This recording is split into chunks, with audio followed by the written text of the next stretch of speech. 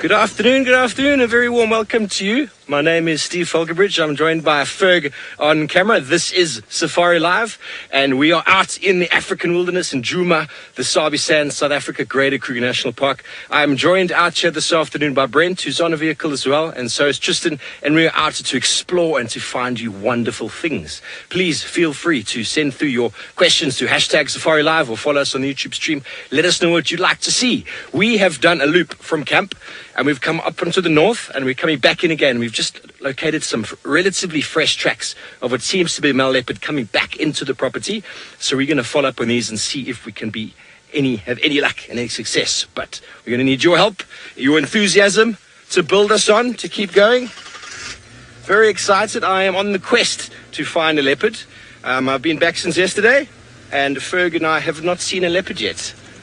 And it will happen. We are going to earn it. But it seemed to be almost two tracks coming in there. It's possible that some were a little bit older than the others, or it might be two males on a boundary. We don't know. We have no idea what it could be. I would not presume to assume what exactly is going on with the leopards in this area. The dynamics are phenomenal and quite amazing. So I would just like to find a leopard. Doesn't matter who it is, or what it is, or what they might be doing. So those tracks were in the road and they've moved off. So we're going to go around the block, see if they come out, and then obviously try and narrow our search if the tracks do not come out. Brent says he was here this morning and didn't find tracks here. So it's possible these tracks are quite fresh from this morning. Who knows how long ago. But while we go in search of these leopard tracks, let's go back over to Tristan Dix, who is the leopard whisperer.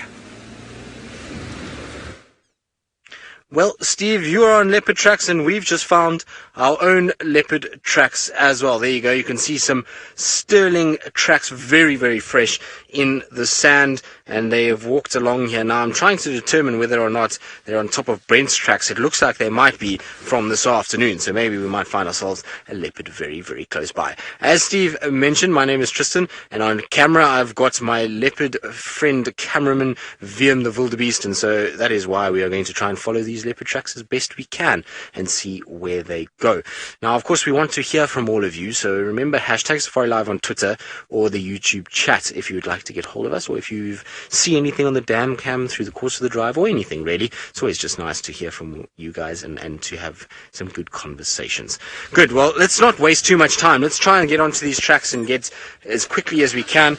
I'm still debating as to whether this is one of our young boys. It might just be that it could very well be Hosana's track from during the day today.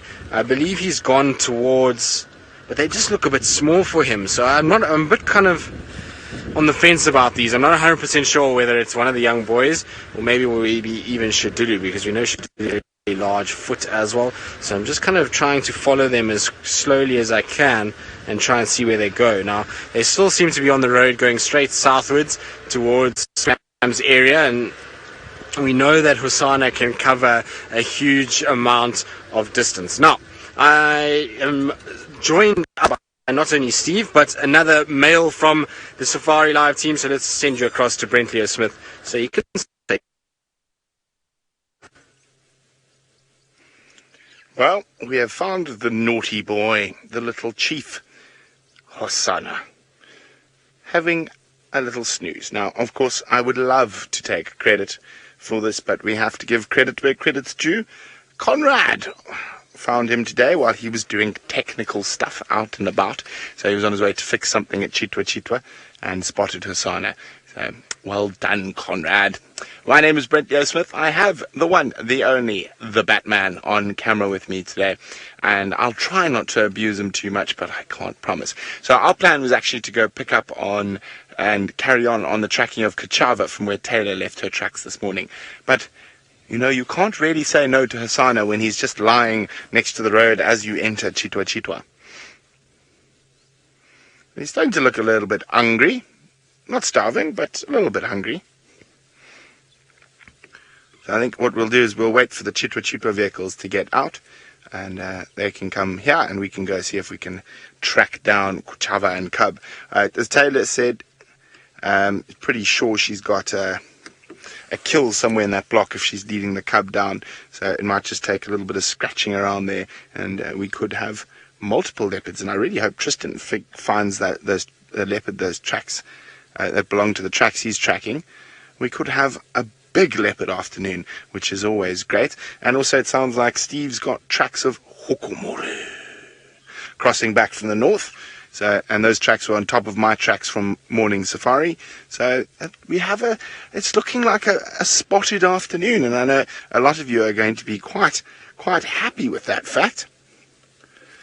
And of course the Nkuhumas are still lazing around Treehouse if we need them.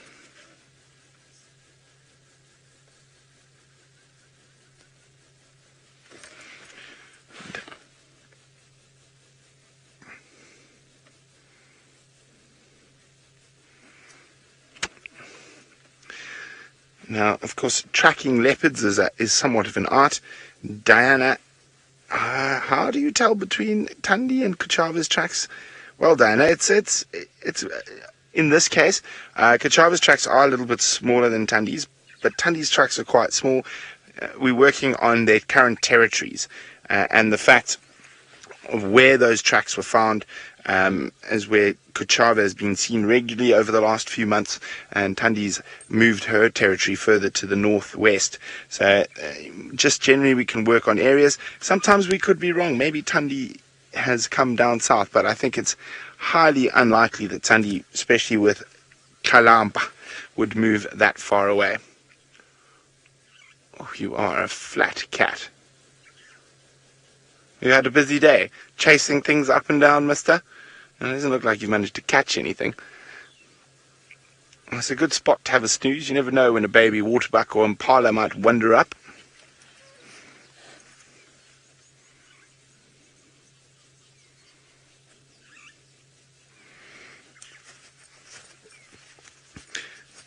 Now, Hosana has been living life on the edge. And Jocelyn, I too am happy that he is still safe after his near encounter with hokomore. Now, it is very dangerous for young male leopards of this age, and this is where they have a higher fatality rate than female leopards of about the same age. Oh, there we go. Hello, boy. Did the sun catch up with you? For those of you who weren't watching, tisk. Hello? Where are you going? Don't go that way. Yes, lie back down. We don't want him to go south. We're right on the boundary of Chitwa. We were following hokomore. Some impala started alarm calling at hokomore, and I think that attracted Hosana to come have a look at what, if there was potentially an easy meal to steal from Tundi. And, he's tired. He's a tired kitty. And instead of Tundi or Tingana or whoever he might have expected to find, he found hokomore. So he then snuck away. He was about 25 meters away from hokomore. And then silly boy decided he was going to climb a termite mound to go look at hokomore a bit closer. And then hokomore spotted him and started stalking him. And he managed to skedaddle south. And fortunately, hokomore lost his trail. Well, if he's lying that way, Craig, let's go across to the other side of the pan. Maybe we get a different view, rather than his back.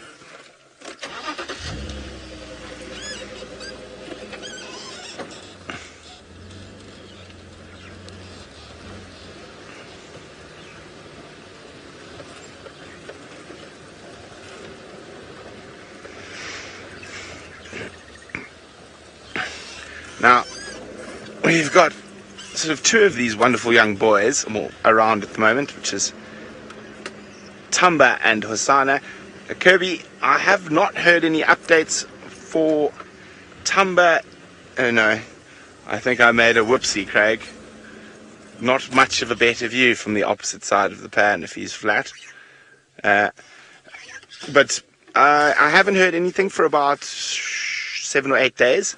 And the last place he was seen was quite far to the south and to the west, on Shirley's, near the Londolozi boundary. But I haven't heard anything for the last little while.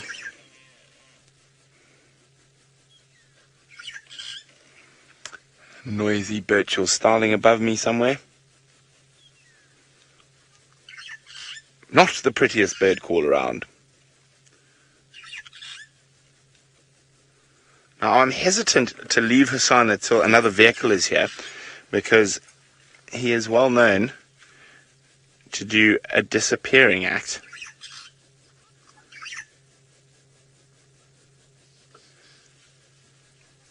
And especially since one cloud comes over and the temperature drops, there's the soft footfall of an impala or the light snort of a baby waterbuck, and he could be up and at him and champing at the bit.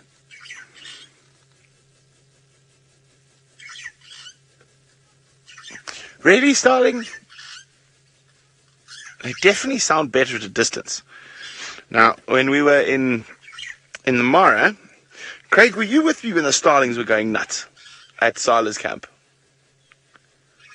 For some reason, for over a couple of weeks, there must have been, the East African equivalent of the Birchill starling, the Rupel starling. There must have been 50 of them in the tree above our tent every night making a noise. And when you're getting into bed at 3 a.m. or 4 a.m., it was quite irritating.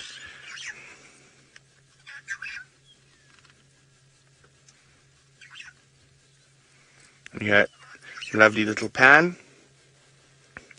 And see what we can see in the pan. Now, we've got a cat already, but Steve and Tristan are working hard to find you some more, so let's get an update on how Steve's tracking is going. Thanks very much. Yes, well done. Hosana has managed to show himself to Brent. What a fortunate human being he is this afternoon. Hosana is my favorite leopard. He is a good friend of mine, in fact, and I think he's just delaying seeing me. We were down in Chitwa this morning and we had some tech issues, and he realized if I can't go on air when Steve's here, then he doesn't want to come out. It's because you guys, and he loves you all too. That's the story. So he had to wait for Brent to come back, and there we go. The little chief, the prince, has revealed himself, and tracks have veered off into the block. And if you just have a look, not of Hosana, obviously, he's got it. If you just have a look to the right, Ferg, just have a look at that. In the 10 days I've been away, look at the grass cover here. It has grown several more inches. So trying to follow a cat in there is very difficult. So I'm still following the road, seeing if any of the tracks come back onto the road. When a male leopard walks, you hopefully think it's going to walk in the road. But the way that he was walking there, he was putting his back foot on his front foot, which is a sort of element of stalking, silent walking. They'll often walk along a road like this with the wind cutting across them, then move in to a block like that in search of whatever food it is they're looking for. And that could be the case. It is a marvelously large block, but we might be lucky. Who knows? I'm no expert tracker, but I can put my nose to the ground when I need to, and we can put in the hard work when times arise. But fortunately, we have already got a leopard on the cards for the afternoon, which is marvelous. So we will continue on in our endeavor here and see if we can find any more activity of this male leopard coming out. I don't think so, Emma. I don't think leopards get lonely, but you know, I think Hosana does, though, because he often comes out at the weirdest of times. I've been sitting on Chitwa Dam Wall with Dave earlier this year when we managed to actually capture Hosana beautifully on Ronald. And if you don't know what Ronald is, it's a little radio-controlled vehicle with a GoPro on it. And we were sitting on the dam wall, Dave and I were having chats. We had a few segments, and then lo and behold, Hosana decided to join us. Oh, my word, what is this here? This is a very cool bird. I don't know what it is. Everybody, oh, it looks like a young Deirdre's cuckoo, in fact. Let's go up, let's see if we can get it. Ferg, did you see it? The coloration wasn't complete. It was a juvenile. He's just landed in the bushes here. Looked like a juvenile Deirdre's or Klaas's cuckoo, which would fit. Hopefully we can get him here. That would be super exciting.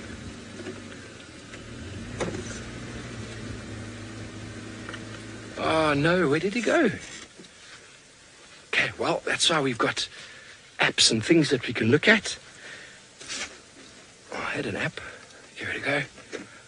He just disappeared into the bushes there, but it looked to me to be either a Deirdrix or a Class's cuckoo juvenile that just disappeared into the vegetation here. So let me go quickly have a look. There was almost golden on the back, like a sort of bronzy gold color.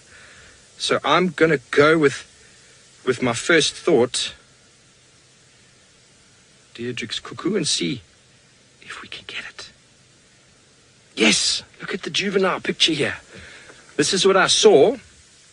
That very golden sort of rusty, brassy color on the back.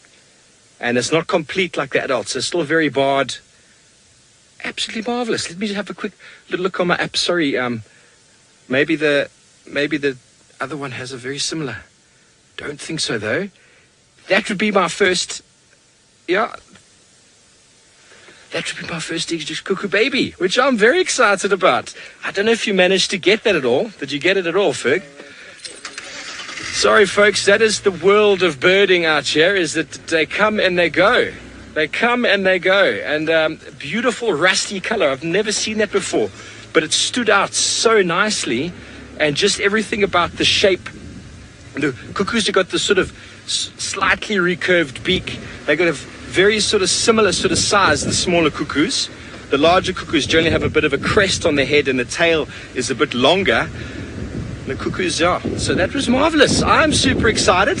I have no idea what was I talking about before I saw that. I have no idea. Oh, Hosana gets lonely. Yeah, Hosana, and he came and he sat with us. He walked up. He said hello to Ronald, who's his friend. He dismembered Ronald in the TV show or later on. And then he sat with us. So I think he gets lonely.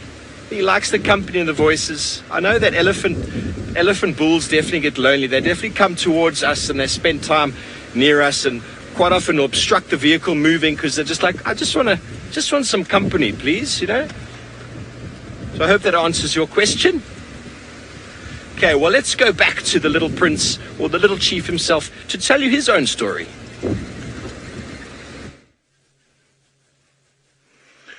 Well, he's popped his head up. As I said, you never know with Hosana. That's why I'm hesitant to leave him till I know there's another vehicle who's with him.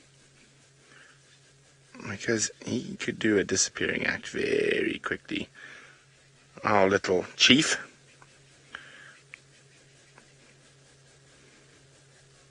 He's in fact quite well known for his disappearing abilities.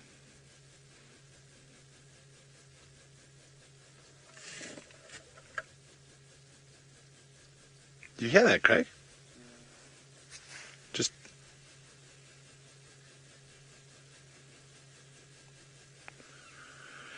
a weird noise in the distance there. I'm not 100% sure exactly what it was.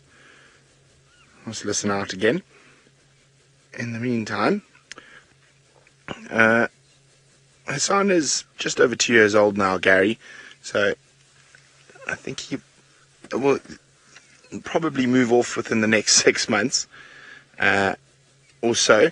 But he's only going to be really big enough to try claim his own territory when he's about 4.5, 5 years old at the earliest, maybe even a little bit older. Unless he gets lucky, and finds an area that has a relatively low male density, or an area where, for example, the dominant male was suddenly killed by lions, or not killed by another leopard, because that would not be good for him, or killed by a hyena, well, you never know. So unless he finds an area like that, it's going to be a couple of years still before he's going to be able to find a territory of his own.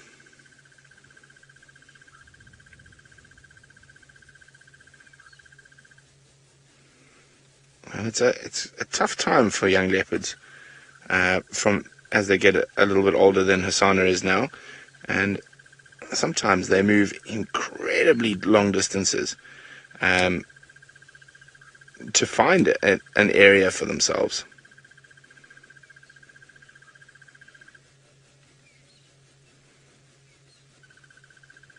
The crested barbet above us, far more pleasant than the starling that was there a bit earlier. Can't see him, he's right in the sun, Craig. right in the sun. Oh, okay, I can't see the barbet. I just get blinded. But I'm very excited to see what's happening with Tristan in those tracks. Well, we're still trying to figure it out. It's taking a little bit of time because I'm trying to work out, are they on top of Brent's tracks, which they very much look like they could be. So I'm just trying to think as to who this could be. So they're still coming down the road and kind of heading southwards, and then we lose them quite quickly. So they're still just on this tire track coming down in the middle of the road. Now, Brent's track is not this particular one, but there you can see the smooth section and the toes, and these tracks are fresh. The more I look at them, though, the more I don't think that this belongs to any one of our boys. This is a track that is smaller than what Hosana and Tumba's tracks are, and so it's confusing because it's not Tundi small, but maybe Shadulu. It's very possible that she's probably the only track that would match this particular size. So it's kind of one of those tracks now where it's a little bit in between. We'll just have to try and track them and see where they go. It might be Hosana's, and I'm just kind of having a bit of an off day, but to me they don't seem like a male's tracks, and Hosana's tracks definitely aren't this small. Andrew, there's, I suppose, a few things that sort of help with tracking of animals. And I'm just thinking to myself that Wiem and I just had a puff of dust coming across this road, and I just thought maybe something had chased something. But Andrew, when you kind of tracking animals, one of the best things to be doing is to use what's around you in the form of using other tracks and using weather conditions and those kind of things to determine how fresh tracks are, because ultimately that's where your starting point is. If tracks are not fresh, there's no point in following them, otherwise you're going to get nowhere. And so use weather conditions, use other animals. Are they daylight animals, nocturnal animals? Are the daylight animals on top? Is the animal you're tracking on top of those daylight animals? Then you know, okay, those are quite fresh. In the case of this particular track, we know that there's been no other animals on top of it, and so that means that they're fairly fresh. And then in terms of trailing animals, animals are sort of creatures of habit to a degree. So you'll have a situation where Hosana, Tumba, Tingana, Hukamuri, there's certain routes that they like to take. And so when you're tracking an animal, and if you know that these tracks, are going to kind of cross through here, and you know that you're not right behind that because you're not hearing alarm calls, the best thing is to try and shoot ahead to where you know that they normally come out. And so you go to those kind of game paths, because remember that most of these animals will not just go off into a thicket and walk through a thicket. Generally, they get onto some sort of pathway, and they'll then follow that pathway through, if not a road itself. And so use pathways, use roads, follow those, and then pay attention to any sounds that you hear along the way, because tracking is not only about what you see with your eyes in terms of the footprints, it's also about what you're hearing around you. So as you walk along, you're going to pay attention to any birds, any squirrels, alarm calls from any other animals that will then give away the fact that you're getting closer. And like I say, you just keep going like that, and you sort of plod along, and you try and get yourself ahead of the tracks all the time, so that you can then work out exactly where that animal is and then close down the sort of net towards them. A lot of people make the mistake that they see tracks, they get so excited that they get onto them and they start walking, but that track could, and we know it with our leopards, and you see somebody like Hukamuri, he can cover massive amounts of distance in an hour, a single hour. So the point is to try and get the track, then go round, make sure it doesn't come out of the particular block that you're working, and then track it from there. And that's how we do it here in the Sabi Sands. Other places are a little different because you don't have the same road network or sort of pathway network. In those cases, you will have to go from track to track, and like I say, you'll use sort of freshness by using other animals, and then also any sort of sounds that you hear around them. Good. I'm going to quickly check where these tracks go. While I do that, let's send you back across to Steve and see how his tracking is going this afternoon. Yes, and here we have found a very important animal in the diet of the leopards we are searching for. And this is a marvelous specimen with some enormous tusks.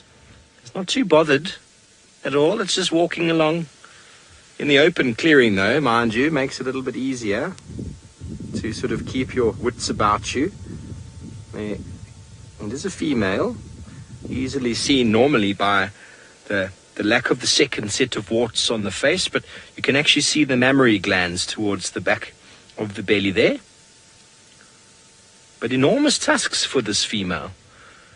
Really, really important for her sort of survival, because quite often just the look of the tusks is enough to deter a predator.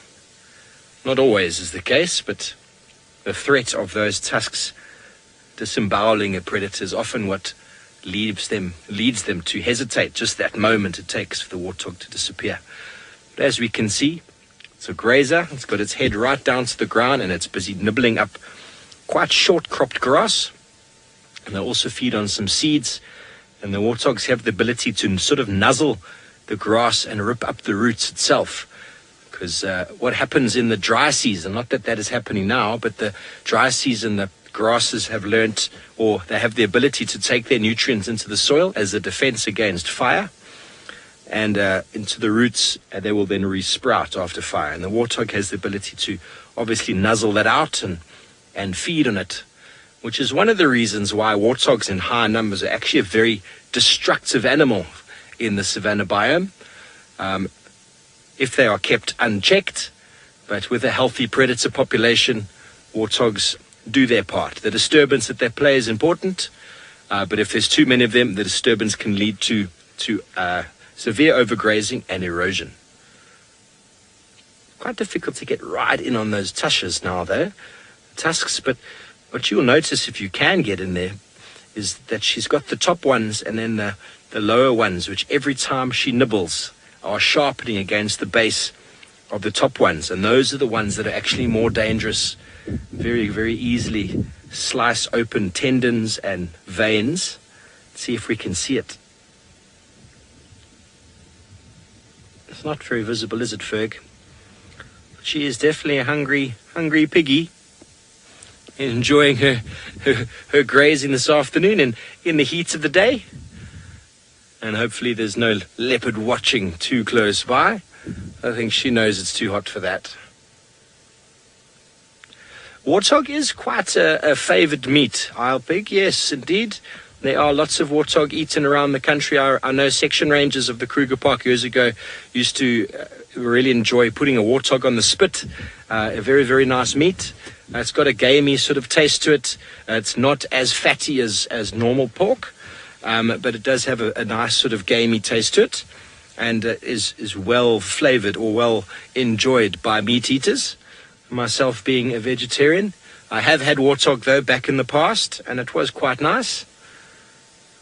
Lions, as we have seen, and leopards in the name of Hukumuri, think warthog is the bee's knees.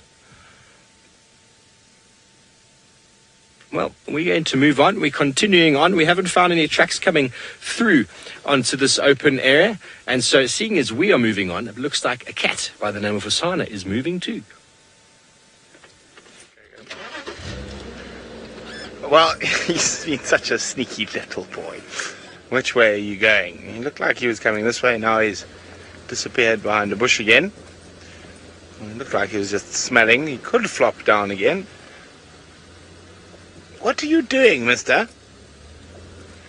What are you doing? Keeping us guessing here. And you can see why I'm hesitant to leave Hosana. There was a Franklin alarm calling at him, and I wonder if that Franklin's inside that bush. Beware, Craig. There might become a rocket Franklin in your direction.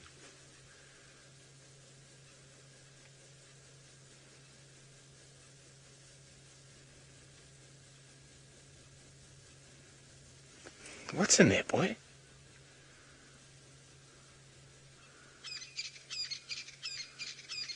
Now, apparently he's done this before with Tristan and pulled out a dead bird. Now, there was a live Franklin going at him a bit earlier.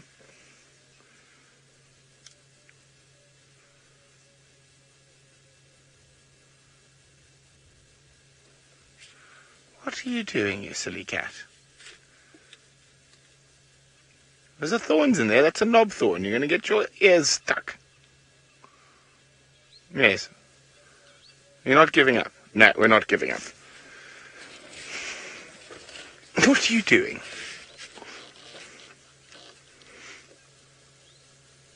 As you can see, he's a bit hungry, as I said. He's not starving by any means, but he could do with a nice plump impala or steenbokkie. Preferably not small, rotting carcasses of birds, Hosana. Let's go catch something big. There's definitely something in there that's grabbed his interest. I mean, that's a knob thorn he's going in there.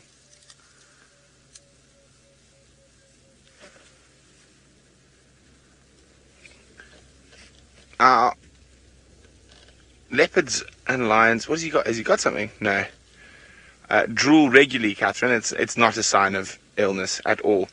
What are you doing? Sometimes a sign of hunger. Sometimes they're just deaf. They drool when they're about to have territorial fights or salivate when they come into contact with other leopards. But it is not a sign of illness. And there's something in those thorns there. And I mean, that is a knob thorn tree that has been absolutely smashed by elephants. And so that's a very thorny little thicket he's trying to crawl into. Silly kitty. You're going to give up now?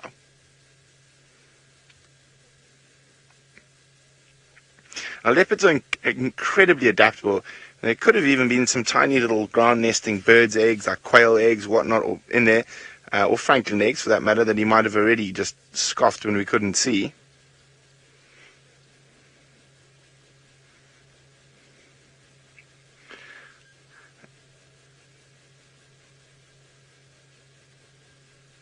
As nice as it would be, Sarah, I don't think he recognizes my voice. It would be nice if he did, but I don't think he does.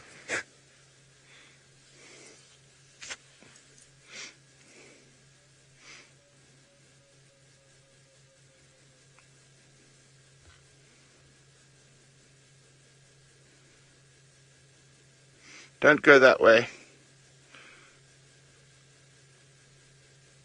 Yes, that way. Go the way you're looking. If he goes straight in that direction, unfortunately, that little stump he's about to walk past there, is the boundary.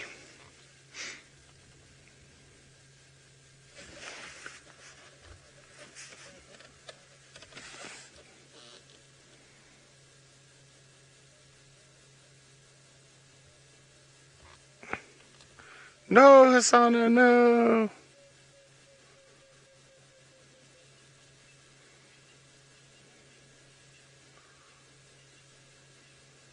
He might change his mind. This is Hosana.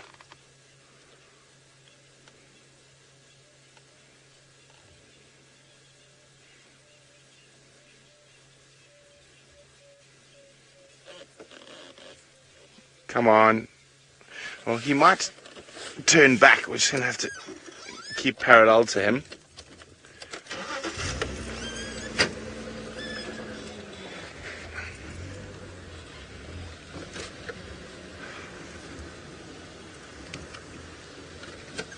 He's going straight south, or straight southwest, far away from us.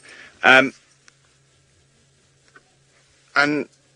thorns, leopards can get wounded by thorns, but their skin is quite tough, Senak, but it is possible.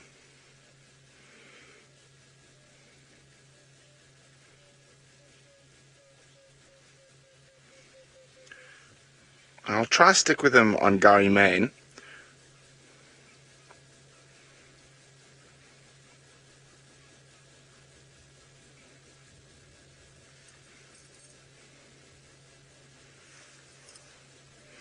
Okay, Hosana, now you're going to keep me guessing. I just want to sit here where I can see him for as long as possible.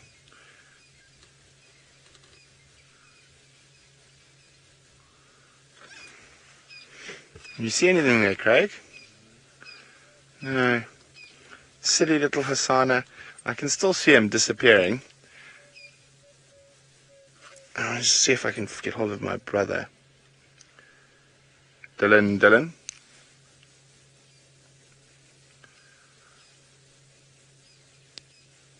Any station in the east, copy. So he's heading, you can just see his movement now, he's heading just to the right of that termite mound.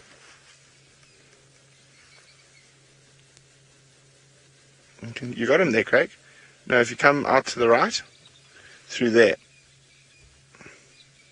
A little bit more to the right. Keep going, there.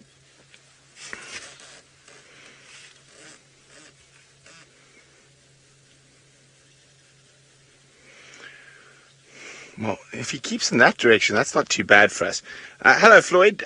Yes, unfortunately, we can't cross over that area. It is outside of our traverse. We traverse Djuma and Chitwa.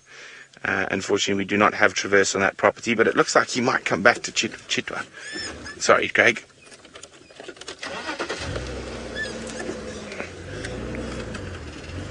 So we're just going to keep... So the boundary is actually another 15 meters from me here.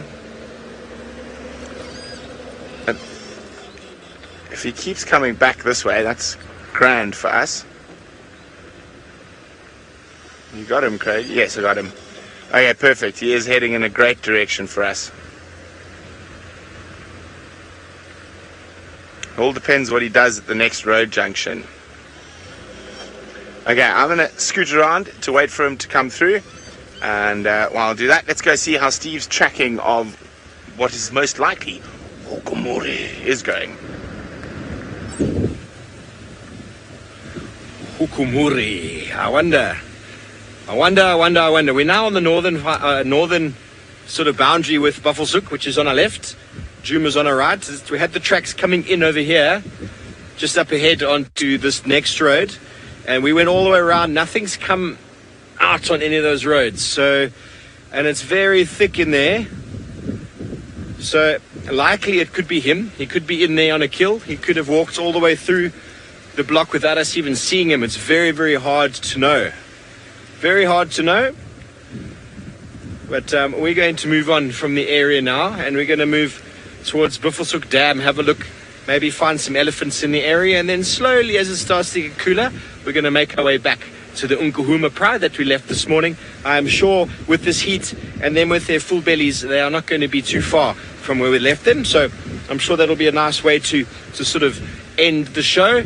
And I believe Hosana is kind of coming back towards Djuma, which would be great. Maybe then I can go and see him tomorrow. Ferg, tomorrow? That would be great.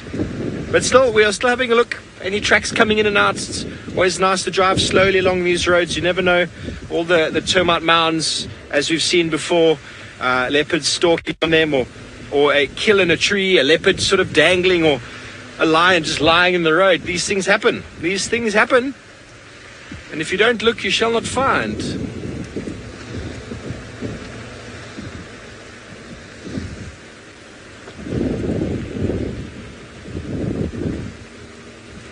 Unique, you'd like to know, and the answer to your question is yes. Lions and leopards both will go up to dung, elephant dung, rhino dung, and roll in it and cover their faces in it. It's quite a pungent smell. And if you've ever smelt a leopard or lion up close, they are quite revolting. They need to get some cologne. Thinking maybe we should put together a gift package for all the birthdays or Christmas, next Christmas, for all our lions and leopards, because they don't smell very nice, and maybe that'll help them in their hunting. And that is why they do it. They like to roll in elephant dung, fresh rhino dung. I haven't seen them roll in any other dung that I can think of, but they love to just get right in there. I've seen it with zebra dung as well, only once. And that covers and masks that scent, and the fetid, rotting smell that they carry around with them is often what gives them away. If the wind picks up and blows in a certain direction, these animals' noses are twitching, and they are very, very attuned to that smell. I actually many times in the past have smelt the presence of lions or leopards, and when you track them and you know you're quite close behind, you can find where they've been lying down, and that smell is still on the ground. And our sense of smell is nowhere near as keen as those of most of the animals out here. They need it for survival. And the slightest whiff of a predator in the air is enough to startle all of these animals. Okay, so I believe Tristan is back on his vehicle. Let's go over to him for an update. Oh, yeah, we're following tracks and we can't find where they go once they cut off from Twin Dams. They kind of cut off in a southwesterly direction, almost towards the elephant carcass. So if anybody's been watching the elephant carcass cam, maybe you know if a leopard has shown up at some point during the day there today, because the tracks look fairly good otherwise. They're not on top of Brent's tracks. I double checked.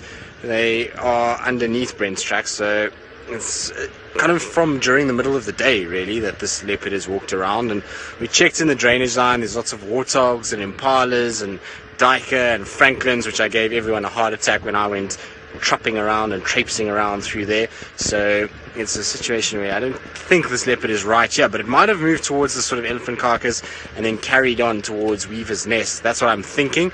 So we're going to just double check now and go around in a circle to check the block and make 100% sure that nobody actually was here or left this area.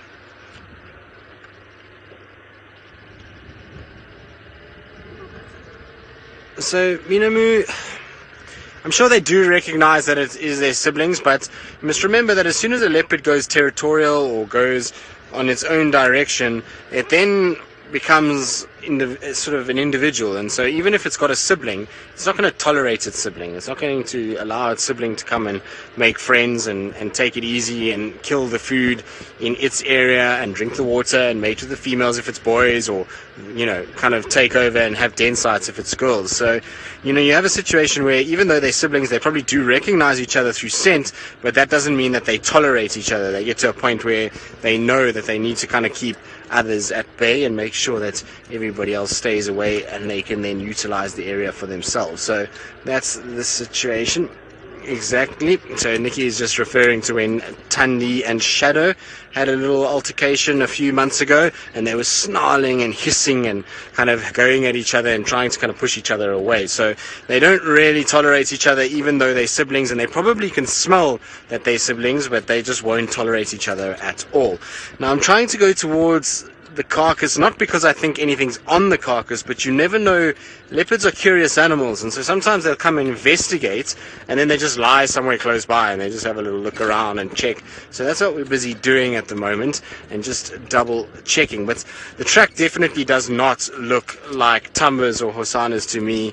I mean, it seems as though it's much smaller than either of those two boys, which begs the question as to who exactly this belongs to. But there's no leopard I can see on any mounds here. You can see the carcass is devoid of any vultures. They've pretty much left this now alone. There's not much kind of meat left on it. It's a bit of dry skin here and there, and there's a little bit of meat on the trunk and around the tusk area, but that's about it. But it's now you can see that how badly that jaw broke and how it kind of came off, and it's now lying on its own, and you can also now see the teeth, which is really, really cool. So you can see that there's two sets of teeth there, actually. So the first set is, there's a break in them if you have a look. So that's the first set that's now being pushed out by the row of teeth coming at the back. And it's like a train track set, basically, that as the ones start to wear, they get pushed from behind and they then fall out of the mouth. And so the front ones are still there. Now, it's very, very cool to see, because you don't often get to see it often from, obviously, the fact that our elephants' mouths are normally shut and you can't actually see inside there. But there you can see quite clearly the division between those front sort of three ridges, and then you've got the rest of the teeth at the back coming forward. So that gives you an idea of what I'm talking about. So as they wear, so the others start to come forward and push those ones out, which is very, very cool. What you can also see from this now is just how deep that tusk dug into the ground when it died. So there you go. You can see that tusk was pretty much buried up into the lip with the force that this poor elephant fell down onto the ground. Crazy, isn't it? Amazing to see. Now, I'm going to double check around here and just see maybe this leopard is lingering somewhere in this area. And while we do that, let's send you back across to Brent and the beautiful and curious Hosana. Well, we can't really see him. Is he coming this way, Craig? I can't see. Sort of behind the bush. Let me try and go back forward, Craigie. As I say, he's flirting with the boundary. He could still come back in. You see anything, Craigo? So we're just waiting. My brother is on his way now. So they can keep up with him, and if he does come back onto Chitwa, he can call me straight back.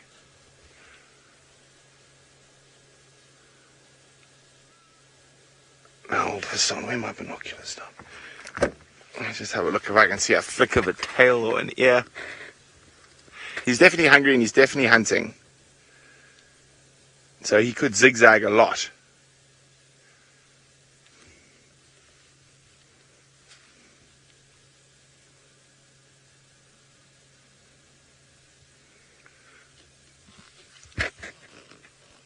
Okay, I'm going to try find Hosana again. While we do that, let's go across to Steve, who's out of his vehicle for some reason.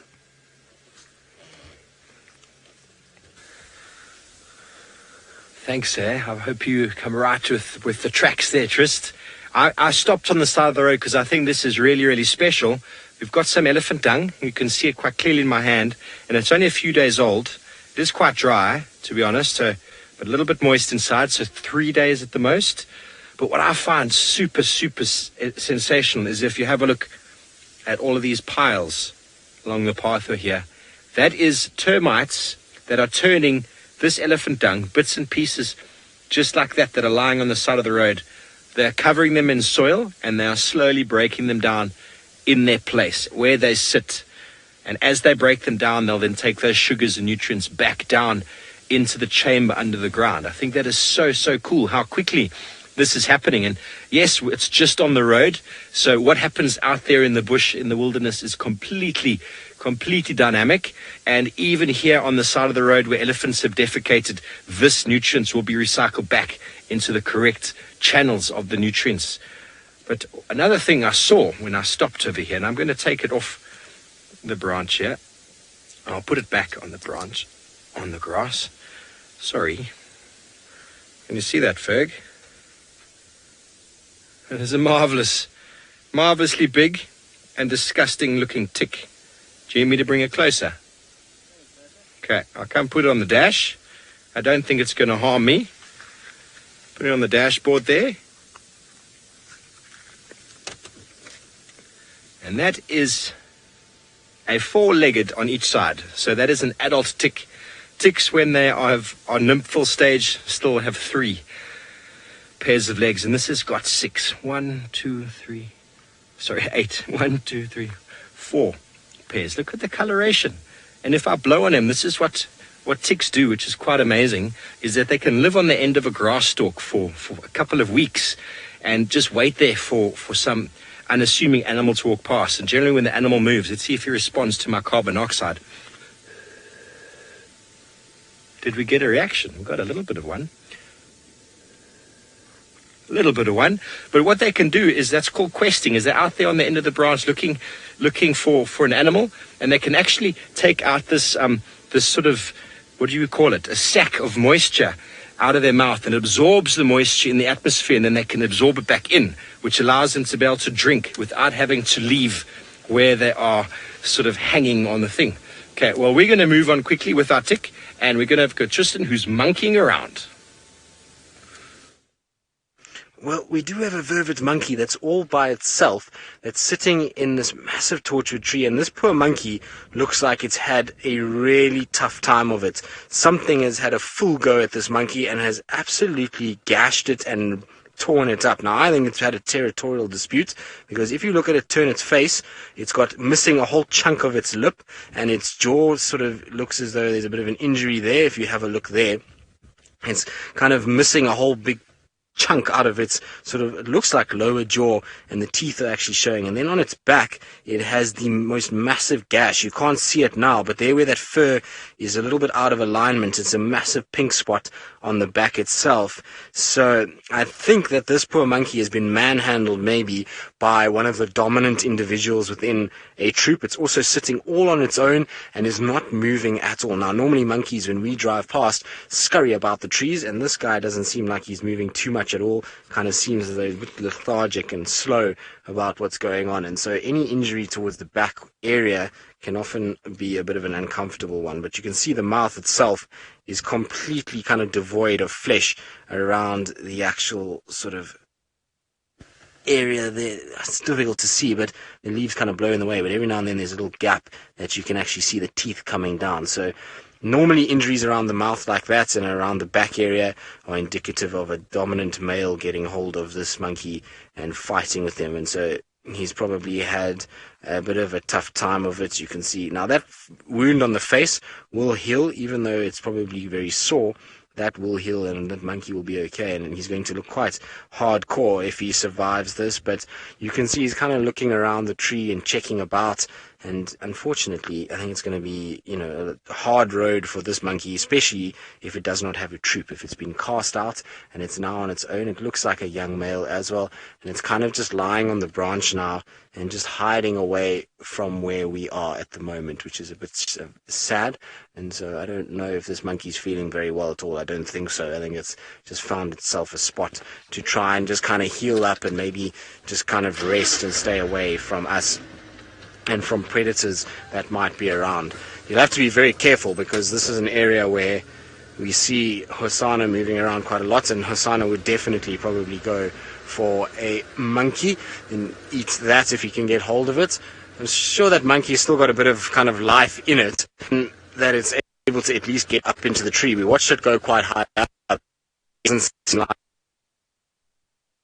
Which is nice when you see an animal kind of on its own like that and injured. It's always quite sad, particularly animals like monkeys, because they have these kind of emotion in their eyes.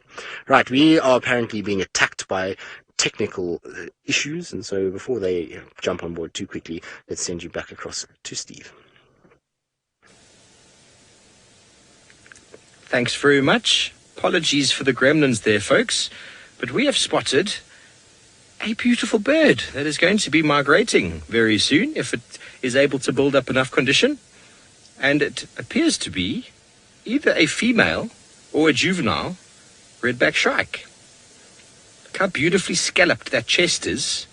It might even be a female juvenile, because it's not quite the reddish color on the shoulders, but the very scalloped chest you see there. And it lacks a little bit more white around the eye that I'd expect for the female, but possibly a juvenile that's coming in to become a mature female, but would have been quite newly born, well, breeding up in the north and then coming down, so it would have been from a few months back. They've spent the entire summer here. They've been thoroughly enjoying, and we've got a cuckoo just there. Can you see him? And we've got a cuckoo that's landed right here, and this is a typical type of cuckoo. Black, long tail, crest on the head. Let's see if it's got a white chest or it's got a streaky black chest, because it's either a Levalence cuckoo. Yes, it is. You see the white and black stripes on the chest? If the chest was completely white, I would call it a Jacobin cuckoo. Easy to remember. Levalence, lions. Lion cuckoo. Levalence cuckoo. He was a naturalist years ago. And you see how it's lacking the red. Not the red, but the complete white on the outer tail as well. I think this might be a juvenile Levalence cuckoo that's preparing for its migration back north. How marvelous is this? All the juveniles that we're spotting. Didn't quite look as fully formed as an adult should look. But there we go. The redback shrike still sits in there. How accommodating you are being for us. Fantastic. A lot of people get confused when they find this bird, because it's got that very large looking eye. A lot of people think it might be a flycatcher, but there's no flycatcher with a scalloped chest. You get streaks on the chest, but I've never seen any scalloping, and the beak is quite strong. It's quite a strong beak. If you look at that, it's a typical shrike beak with that sharp little hook on the end. Flycatchers have got very dainty sort of beaks. They're not designed for really doing too much damage to larger insects. And it's showing us the damage that it can do with its beak.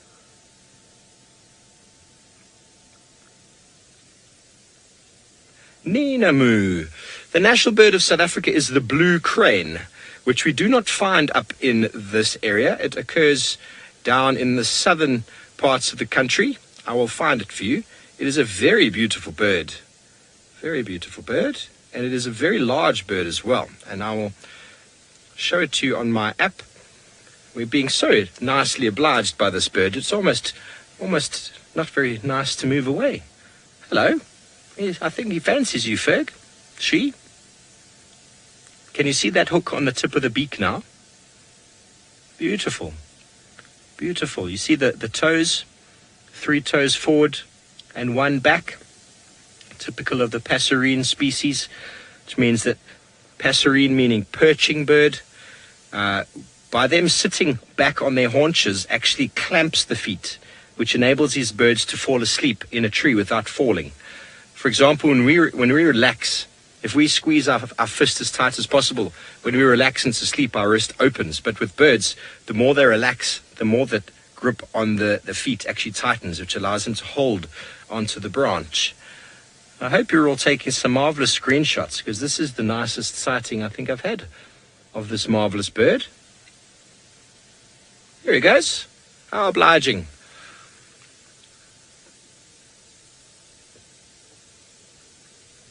Okay, well, first here we've got, for Ninamu, we've got the national bird of South Africa, the blue crane, and they are a marvelously big bird, 110 centimeters, way up to 4.9 to 5 kilograms, so it's over 10 pounds, and they sort of frequent the open grassland type areas down in the Cape area. They're doing a lot better than they used to because of the agriculture and the wheat fields that we now have there. Okay, thanks, Ferg. Okay, so James would like to know which bird has got the most melodies in their call.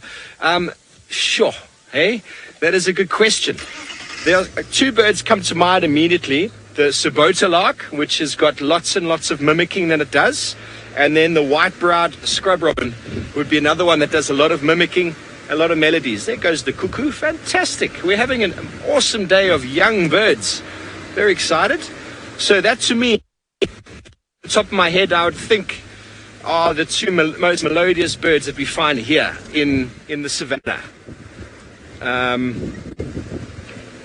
White-browed robin chat has got a few nice calls. The tropical, or the southern, should I say, the southern boo-boo is also a mimicker, and they put in lots and lots and lots of funny whistles and calls in their repertoire. Let's see if he still has the little... Oh, hello. It seems like Steve's found some gremlins. So what I'm doing now is I'm moving down into sort of the center of Chitwa, and I'm just waiting for Taylor to tell me exactly where the last tracks of Kachava and her cub were. And I think there's a good chance she's on a kill. So if we get some luck there, I will be most pleased. I haven't seen Kachava for well over a year.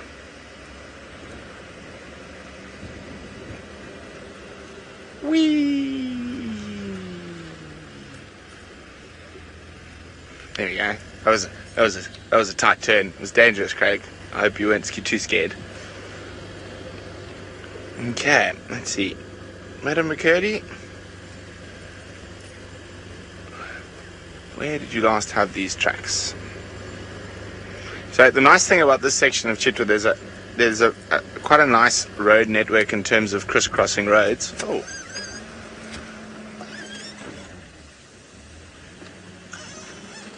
What did I spy through the thickets? Now, the other thing, apart from the nice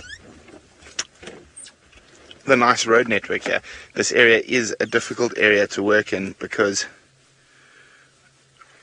of how thick it is, and you can see how an elephant can disappear that easily. But it is prime leopard country, especially for a female. There's lots of steenbok, lots of duiker, good open areas on the edges, with impala and inyala, good set of drainage lines. It's also prime elephant country.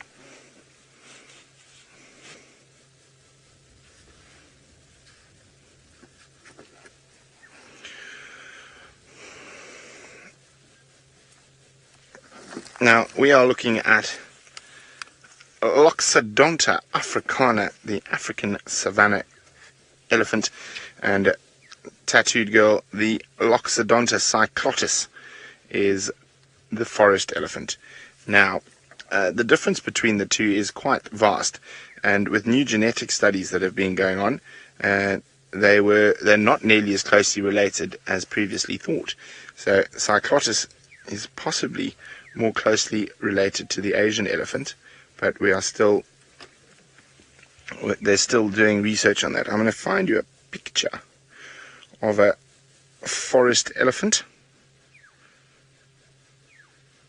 Let me just get you a picture quickly. I've been lucky enough to spend a lot of time with both. Aren't I a lucky fish? Having lived in the rainforests of Gabon for some time.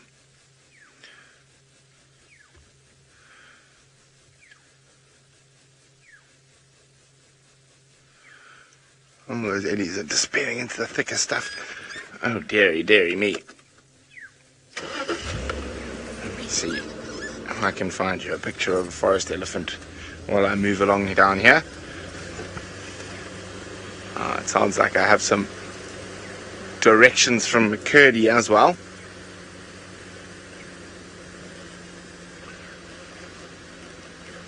And we're just going to go very slowly, and you can see how thick it is around here. And she could be lying right next to the road and we wouldn't see her. That's why often the best way to find a leopard in these areas is on Shank's pony.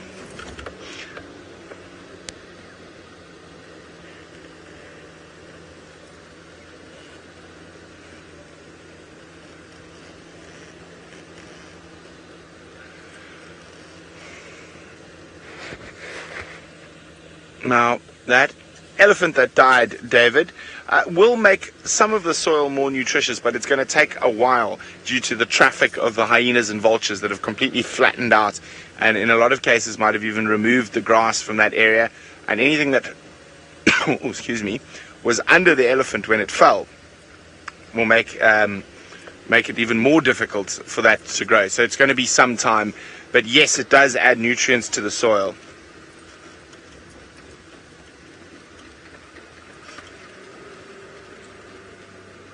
Okay, nothing here.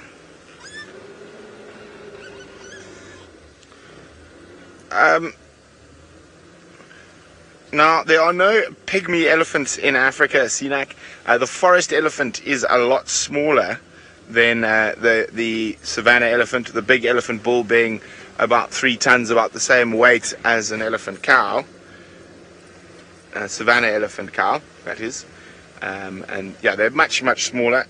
I'm trying to find you a picture, but I'm also trying to look for tracks.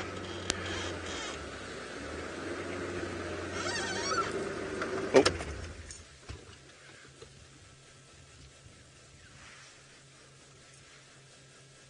Sorry, I was just listening to the game drive radio there. Well, hoping to hear some alarm calls, but if they're on a kill, alarm calls actually don't become that important. Okay.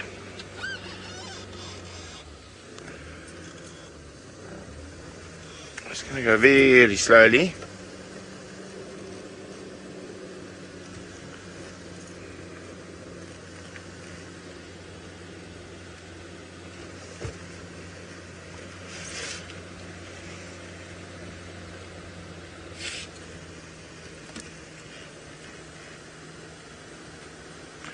Those forest eddies are much smaller. Their tusks face downwards rather than curved upwards. Their eyesight isn't as good as the savanna elephants because they live in that dark, closed forest, and they rely a lot more on their sense of hearing and smell. They're also a lot less vocal. They don't rumble nearly as much as the savanna ellies or trumpet or scream, which, of course, the savanna ellies do quite frequently. There we go. Here's an example of a forest ellie out in the open around the forest. So there's that wall of green. You can see how downward their trusts go. Now look at the shape of the ears are also different. They're quite a lot more round, quite a lot smaller, and that's a very big bull, which is tiny in comparison to the savanna bulls. Okay, well, I'm going to try to find out where exactly Kachava was last. While we do that, it sounds like Tristan is still on the hunt for that mysterious leopard. I am indeed. We are on the hunt for this leopard, and Rex, who is helping me out, said he just got alarm calls not far from where we are, so he's just busy checking those out and seeing what's happening. Well, we can see where this leopard went to the toilet. If you have a look here, you've got a track there and a track over here, and then another little track there. So it basically stood with its back legs over here, front legs like this, and then it defecated here. Now you can see if I touch this, that this is still, I mean, it's dried a little bit. There is a bit of drying on it, but it is relatively soft comparatively. If this was yesterday's, it would be very dry by now. So I think that this must have been done maybe between sort of drive this morning and lunchtime, and that's kind of roughly the time frame. But looking at these tracks here, possible that it's a young male, so maybe it is Hosana's tracks, and I just got a bit excited by all of this. But there is a lot, like I say, alarm calls that Rexon reckons are coming from our southwest. And so I want to try and see if we can try and find this particular individual. And so while we do that, let's send you back across to Steve. Yes, thanks, Tristan. Now, we've got a heron here, which most people might confuse for a black-headed heron, but it's just a grey heron with the breeding plumes on the top of the head, and it's managed to catch itself a frog. I can't identify the frog, but what it's doing is it's busy washing and trying to wipe off whatever sort of chemical secretion the frog might be sort of giving off. It almost looks like a platana, but I really can't be sure from this distance. But it's wiping it and wiping it and wiping it and getting whatever distasteful, possibly toxic substance that might be on there, oily, greasy substance off before swallowing it whole. How fantastic is this? We are at Buffelshoek Dam, by the way, ladies and gentlemen. And there are some resident hippos, which we will show you after we watch this kill take place.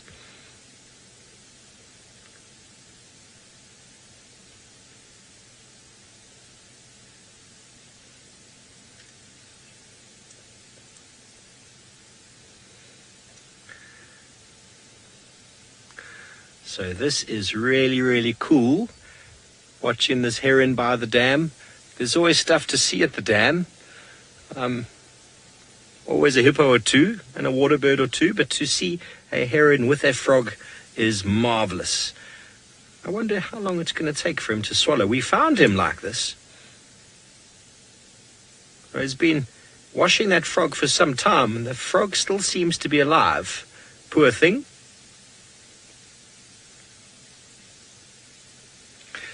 The migratory birds I miss the most when they're away, Aaron, are...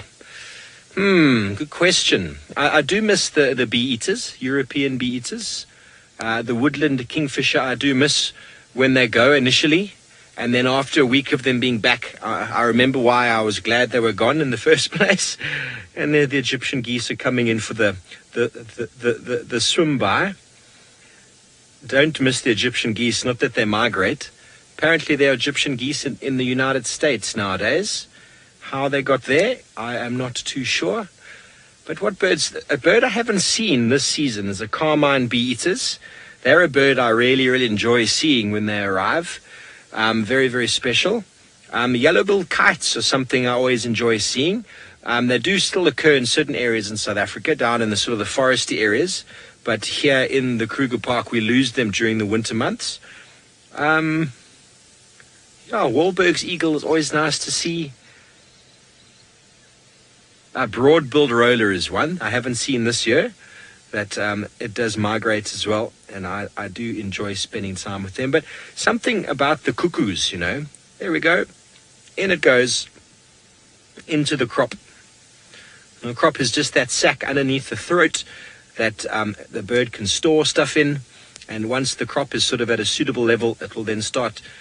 Is he going to put some soil in there now, or is he wiping off? Okay, we're going to go quickly over to Tristan.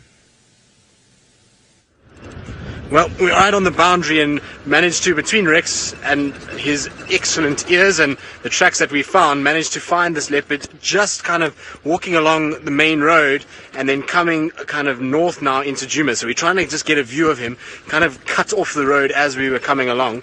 There we go. It's not him. It's actually Tundi. So I was right. It is a female. Well done. There we go. Hello, Thandi. What are you doing all the way down this side of the world? This is the furthest I've seen Tundi on the sort of west Tristan side in a long time, and you can see she's scent marking heavily. Now, that, a way could be a little concerning. It's not often cats scent mark like this and draw attention to themselves when they've got cubs. We know her, so far she's been kind of trying to fly under the radar. Also, we have a situation where just maybe she's decided, hang on a second, there's other females that are coming into my territory. I'm going to come and make sure that everybody knows I'm still the dominant girl in this area. So that could be what this is all about. It could be a situation where she has just decided Shadulu is pushing far too far in. I'm going to make sure that everybody knows this is my territory, and kind of comes and marks. But it does worry me a little bit when I see a cat marking like this that should theoretically have a cub, especially one that has been hiding her cub as much as what Thandi has. But how exciting is that we've managed to find her? It's so cool. I miss Thandi. It was so nice when we had her for so many months, day in, day out. And now we kind of have gone through this phase where we didn't have much of her, so it's awesome to have her around, and we'll think positive vibes rather than negative vibes. Now, I'm going to stop right here. We're going to have a bit of an obscured view as she comes through past this foliage, but she should walk right past the car, which is fantastic, and I'm hoping what she's going to do is walk towards Shabamu, drink at Shabamu Pans, and then cut back northwards again.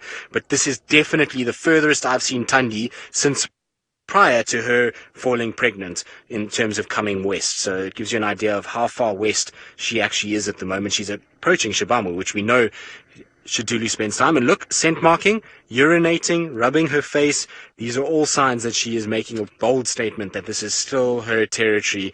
And maybe, just maybe, she picked up the scent of Shadulu and has said, enough. I'm not having any of this with another girl in my area. But how cool is that? It's very, very cool to see Thandi. Now, her feet seem a little bit bigger than normal, because Björn and I were like, it looks like Thandi, but it's not quite. And maybe we're just rusty from tracking Thandi. Now, Nikia is the furthest west that we've seen her. There's also lots of tracks for male leopard also in this area, so let's see what happens here. Maybe Hukamuri's been up and down this section. Now, I'm just basically bypassing her a little bit, and I'm going to set ourselves up to try and sit at Shabamu Pans, which is going to hopefully be a good place for us to watch her kind of walking straight towards us and potentially then going to go and drink. It's the best kind of area that we can use. So, guide monkey, it's potentially, yes, she could have lost her cub. That's why she's marking the way she is. But difficult to say without knowing for sure. We'll have to just see what her behavior is over the next little bit. She still has a bit of a kind of saggy tummy with milk that she was producing, so that will obviously dry up over time if she has lost the cub, but it's going to be interesting to see. It's just that this is not like Thandi at all. This is not her area that she's been hanging around in for many, many months now. Like I say, even prior to her giving birth, when she was still pregnant, she didn't even head in this direction. So I'm very surprised to see her this far. When we were tracking her earlier and I showed you where the dung was, that is an area where I would definitely think that Thandi would spend time. She loves that section, and she's just kind of walked through all the way. And like I say, maybe she just picked up the scent that there's another female been around, but she's definitely marking heavily and moving straight towards where we are. No, don't go that way now, Thandi. Don't go south. Stay on our side.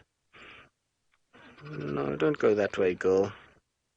Now, it looks like she's going to go south into Little Guari, which is not ideal at all. I was hoping she was going to walk straight towards us, but it looks as though she's caught the scent of something, and she's decided she's going to head further south. That's not ideal. Now, I believe she's coming back to the fire break, which is good news. So we'll just kind of come back here and just see. There she is. Now, is she going to head towards Shabamu Pans? I'm going to stop here so that she's got space should she want to go past me. There she goes, right past where we are.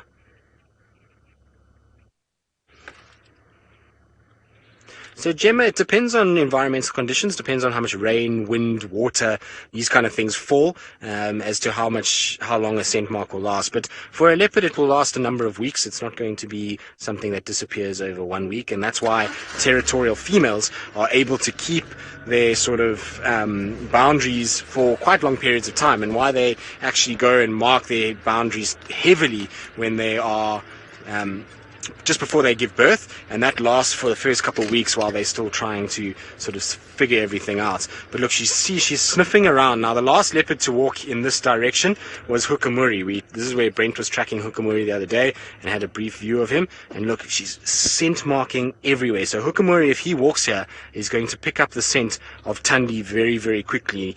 And the only reason I think she could be scent marking is if either, like I say, she's come across Shadulu's scent, or there's a situation where potentially she's lost her cub and she's just re-establishing her territory. What sometimes does happen though, and I've seen this with Salayesh before and even Karula, is when they do have cubs like this, they go into a phase where they disappear. What are you doing, girl?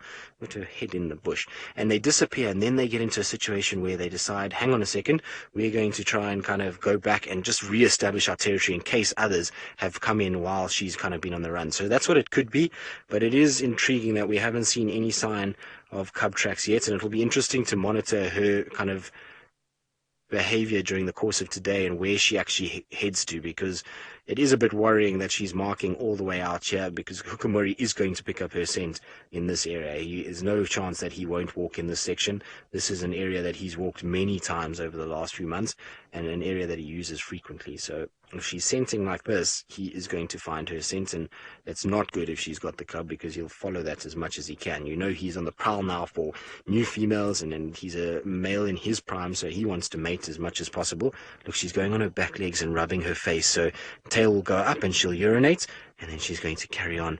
I thought maybe she would go and have a drink of water, but she's not. She is looking absolutely amazing, though. She's looking a little slimmer, so post-baby kind of slimming down for Tundi at the moment, but this also sniffing around heavily. See how she's smelling the grass everywhere? So she's picked up the scent for sure that there is somebody else in this area. Oh, what happened, girl?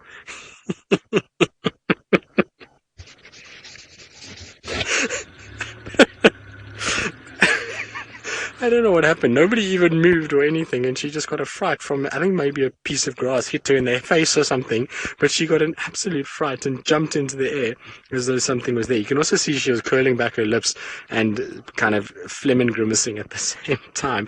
Shame, girl. She's probably on high alert, as you say, Nikki, because if she's all the way out here, she hasn't been here for ages, and this is going to mean that she's going to be a little on the stress side. But so epic that we found those tracks. I'm so excited that we actually put in some effort to try and find them. And I was saying to Vian, the way that they're walking is typical of both Tundi and Shadow, but this time Tundi is going way, way, way, way west, considering where she normally hangs out. Now, if she cuts west from here, I don't think I've ever seen Tundi on the western side of this area. No, we're going back towards Shabamu. Tundi, do not go this way, please. Now, this is not a good way for Tundi to go, because she is walking straight to where the Nkuhumas have been lying the last 2 days, and so hopefully she picks up that scent before she gets anywhere close. Right, while we follow her and see which way she does go, let's send you back across to Steve, who I believe is doing some more birding and looking at a rather large feathered friend. Ladies and gentlemen, I can't believe Tristan found Tundi, but I can't believe, secondly, that our heron has turned into a swan. I've never seen this before. It's probably walking on the bottom there, but it looks like it has just become Swan Lake. It's ridiculous. We've been watching it for the last however long however long it's taken you to come back, and it's been sitting there trying to swallow that frog. And it was having a very hard time of it. You could see it was opening its beak and closing its beak and drinking some water and drinking some water. But that was after it vigorously rubbed its beak clean on the soil on the side of the riverbank. And I wonder, there's no crocodiles that I've seen in here. Have you, Ferg? It'd be a nice meal for a crocodile. Maybe the ingestion of that frog has made it go a bit mad.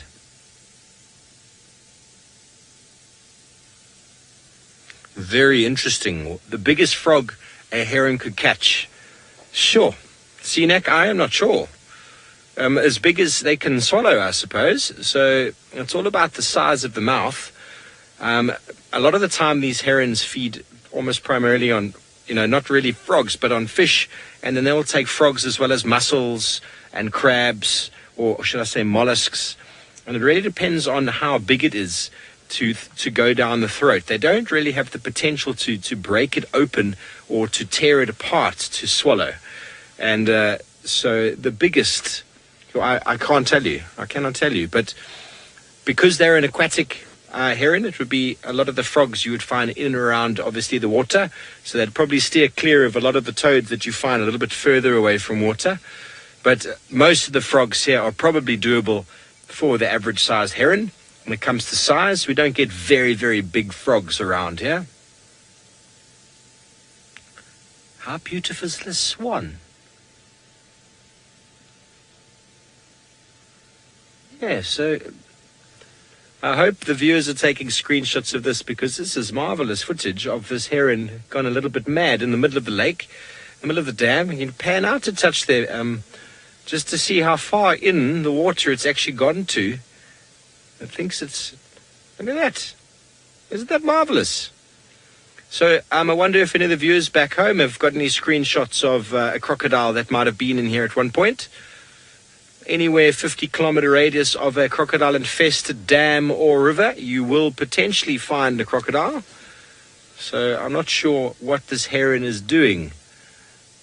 I really don't know. Maybe because it ate a frog, it thinks it's now an amphibian and it can swim as well as go out of the water. Marvelous behavior. I've never seen anything like this. I do know that these birds have got long legs, and it's possible that it's tiptoeing along the bottom there, but it's stopped moving and there's no purpose to its movement.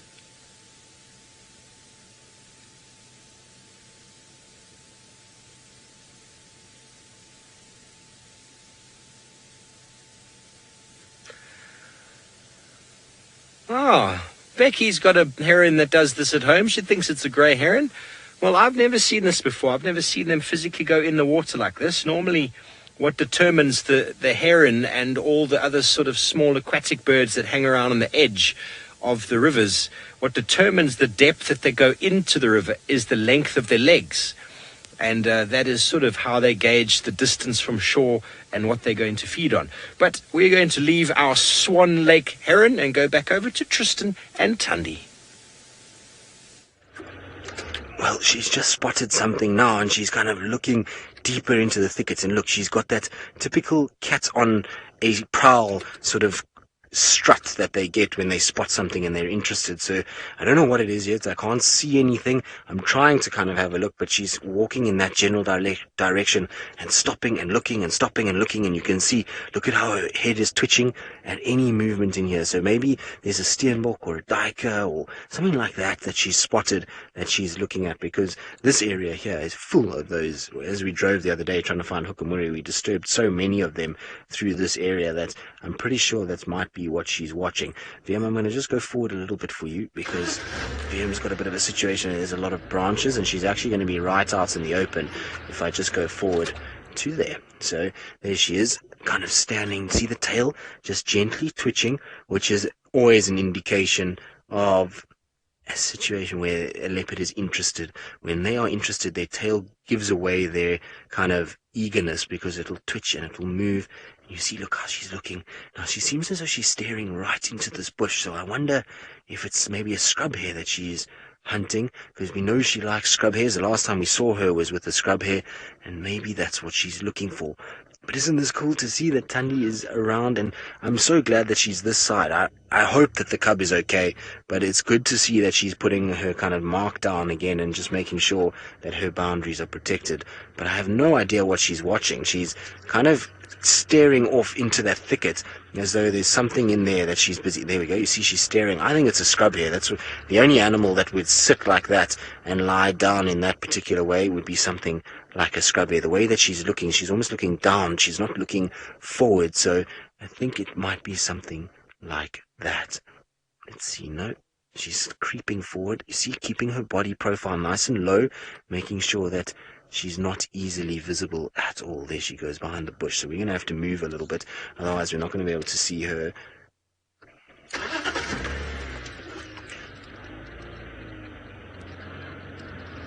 Becky, she might be looking for Hukamuri. I'd be very surprised if she is, if she still has the cub. If she doesn't have the cub, then yes, she would look for him. The thing is, though, is we saw her, 4 days ago? Was it 4 days ago? I don't know, somewhere around there. And she still had the cub with her, and so she can't have come into an estrus cycle in that short space of time. So it's not that she's come into an estrus cycle and is now looking to mate. The thing is more a situation that she just hasn't been patrolling her territory nearly as much as she used to, and maybe she's decided that this is time now to kind of just make sure that everybody knows this is still hers, or like I say, she's lost the cub and she's now just advertising that this is, coming back just to make sure her territory is then established again. But she's going to fight with Shadulu if she comes all the way to this direction, because Shadulu walks this area as well and is seen in this section fairly regularly too.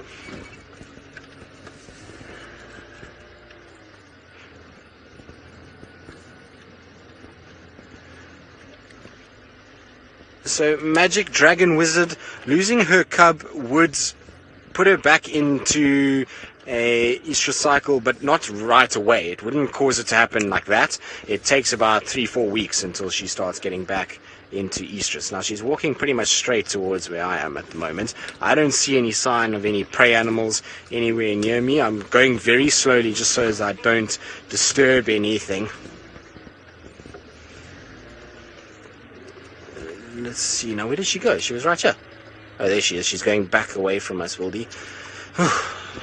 Thandi is a busy cat this afternoon, so let's try and get back to where she is. She's I thought she was going to come more this way, but it seems as though she's now going back the way we've just come. So and try and keep up with her. In fact, she's actually going back to the road, which is interesting. I would have thought that she was very interested in whatever it was, and I would have thought that she would have kept stalking it, but it seems as though she's going to go back towards the road and continue her patrol northwards and carry on.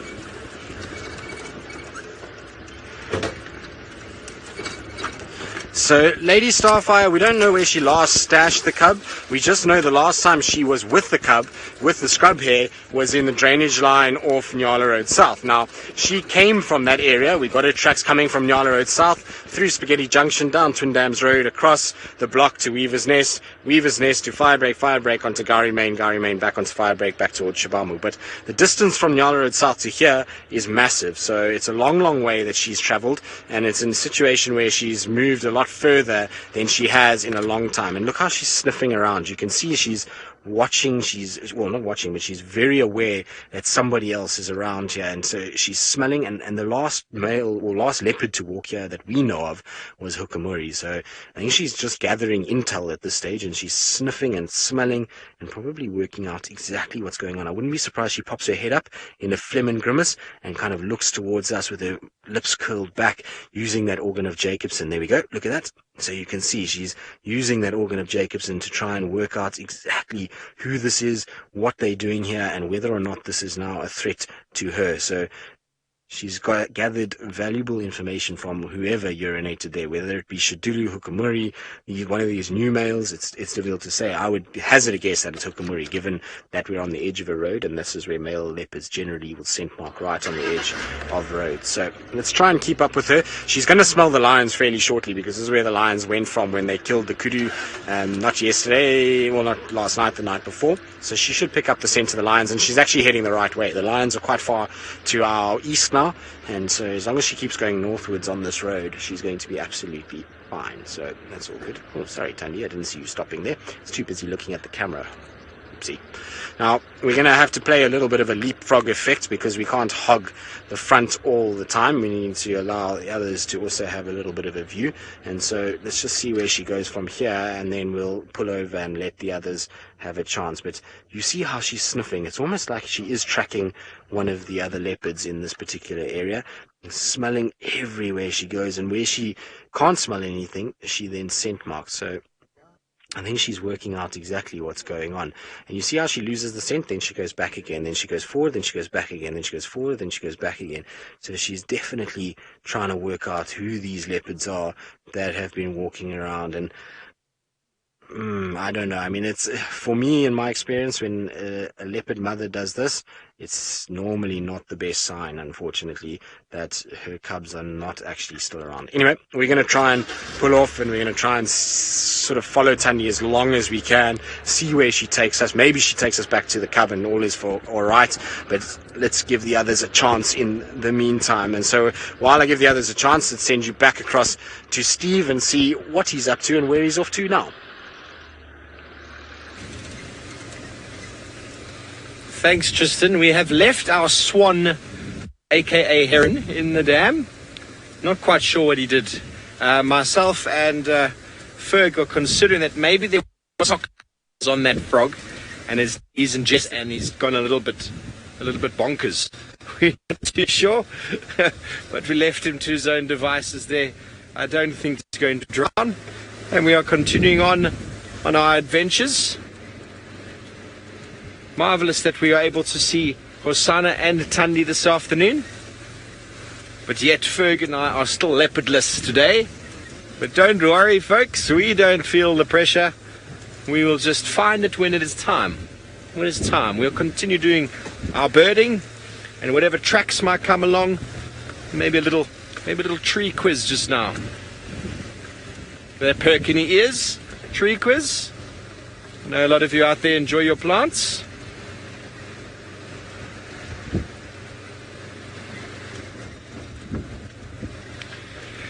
Mina would like to know who won the cricket. Mina, the cricket is not finished yet, but I think... Oh, you're talking...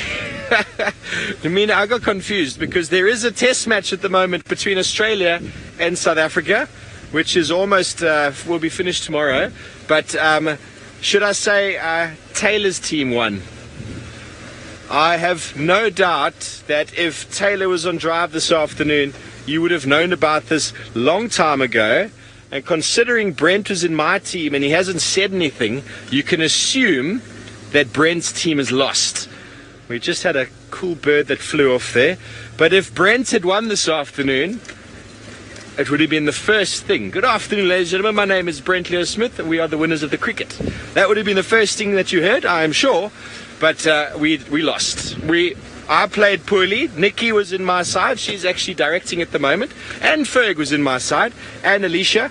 And Alicia played very well. She's American. It was her first game of cricket ever. I think we've scarred her for life. She doesn't want to play anymore. She said it was very boring. But that's cricket. You either love it or you don't. I didn't play very well. And the other team were in it another day. Taylor and Conrad. Who else was in there? Oh, and Jerry, of course, Jerry. Jerry got the winning bowl. She bowled out Brent to win the game. Oh, was it? Yes, she bowled out Brent. And then, yay, Jerry! Give a round of applause to Jerry. She won the game for the team today, but they had a really good performance, I must admit. Won't take anything away. It was fun. It was nice being out. Got a little hot. We could have done with some cool punishments out there. But cricket was very fun. Very fun. Nice to be active out here. And it wasn't the hottest of days when we started. It was quite overcast. Oh, Louise, who's in FC, she was also in the winning team, and she had quite a good opening partnership with Taylor. But Taylor seemed to be quite the dominant batsman in the side. She might not have scored all the runs, but she stayed there for a very long time. So that's what you do in cricket. That's what I was supposed to do, but I went out very early, and that was the end of that. So what can we do? No doubt you can imagine there was lots of chirping going on. Lots of chirping. But all fun and games. Fun and games. Competition. Ravinda, it was a 15-over game. We were thinking about 20 overs, but the sun suddenly emerged and it got hot. And the Taylor's team were already on 11 overs at the time. Do another 8, 20. I think we would have cooked ourselves. But our team needed the extra 20 to win, but we were bowled out. We were bowled out for, I think, 55, and I think they scored 81, 82. So what can you do? We got thrashed, but that is what happens out here. Nikki is correcting me, saying 65. But for those of you out there who don't follow cricket, don't worry. The conversation is going to end now about cricket. and maybe we should find ourselves a marvelous bird. There have been some really nice birds out today, just flittering around. The rainfall that we had in the last 10 days while I've been away has really greened up the place, and there's been an inundation of insects again. And here we are at a very small pan called Guari Pan that I was hoping to get some activity at. There are some old buffalo tracks moving in and around, but nothing too fresh to be concerned about. And this is the area where, before I went on leave anyway, for over 10 days ago, where we were finding Tundi and her cub all the time. So I'd kind of hoped in the back of my mind, after checking the dam, to be coming down here and finding that beautiful leopardess just sort of sprawled here on the dam wall. Wouldn't that have been marvelous? But it seems Tristan has had the luck today and found Tundi all the way on the other side. I can maybe show you on the map quickly. But look at that sky. What more can I say? Look at the sky. Beautiful. Sorry about the aerial there, folks. Beautiful. Okay, so let me show you where we are, just so you get an idea of what's going on the property today. Down here in the bottom corner is where Brent found Hosana. I have no idea where Brent is at the moment, but then on Treehouse Road right over here is where we left the Umkuhumas this morning. And this is where Tristan found Thandi, walking along this road, and she's gone in onto this road here. And we are all the way up here on the other side, Guari Pan. We're just over here somewhere, just about there. So this is the area Thandi's been spending a lot of her time, and now we find her all the way over there. So it's a marvelous distance. I suppose it's not really that far, but she is in and around where the lions are being active. And I've no doubt, as Tristan says, she's going to pick up on their smell pretty soon. As we spoke about it before, lions have got a very particular kind of smell. And, well, I'm sure she will smell them. Not just the predators that need to, not just the herbivores that need to smell the predators. It's also advantageous for a leopard to smell a lion before it sees it. Very good for their survival. So there was a breeding herd of buffalo came through here, seemingly probably yesterday, by the tracks. Big cloven hooved track heading in that direction. Yeah, there's evidence of it in the road with a pile of dung just above my light. I apologize. Very typical. It actually looks like it was from today, because you can see how moist it is. But they probably went straight through here from Guari Pan, past Buffelshoek, and into the north, which is what they do.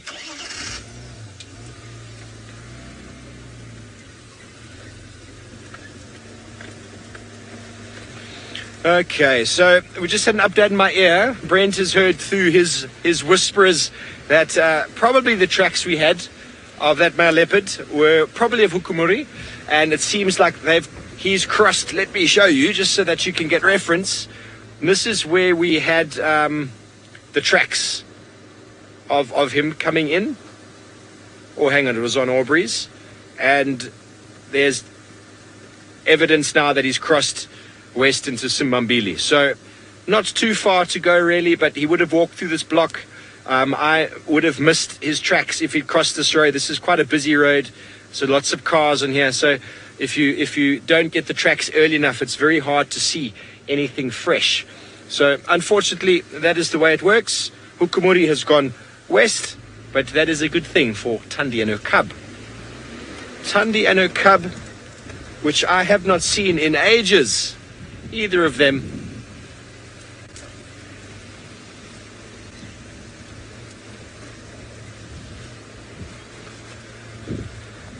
Thank you, Kathleen. You have sent a screenshot of a crocodile in Buffelshoek Dam from 2015, a large crocodile. Well done.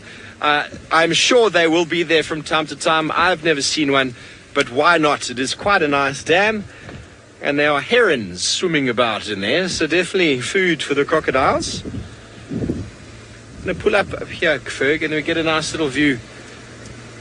We're on that road. It runs down on our eastern side called Drakensburg, and I'll get a little bit further up, try and get a viewpoint of the distance here.